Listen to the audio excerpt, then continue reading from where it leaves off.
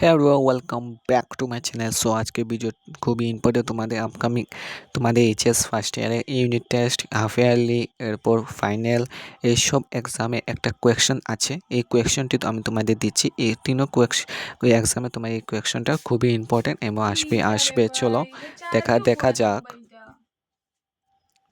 Budget রেখা কি এবং budget রেখার বৈশিষ্ট্যগুলি উল্লেখ করো। এটা তোমাদের 2023-24 এসেছে। সো তোমার নেক্সটেও আসার সম্ভাবনা খুবই বেশি।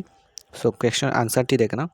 ভোক্তা সীমিত আয় দিয়ে যে একসাথে দুটি পণ্যের কতটুকু সর্বাধিক ক্রয় করতে পারে সেই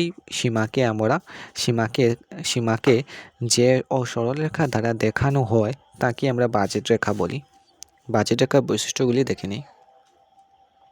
প্রথম বৈশিষ্ট্য হলো বাজেট রেখা বাম দিক থেকে ডান দিকে নিম্নগামী। বাজেট রেখা হলো সবচেয়ে বাম দিক থেকে ডান দিকে নিম্নগামী। আর বাজেট রেখা ভোক্তার আয় ও পণ্যের দামের অনুপাতের উপর নির্ভর করে।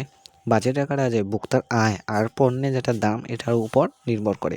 আর বাজেট রেখা ভোক্তার আয় এবং পণ্যের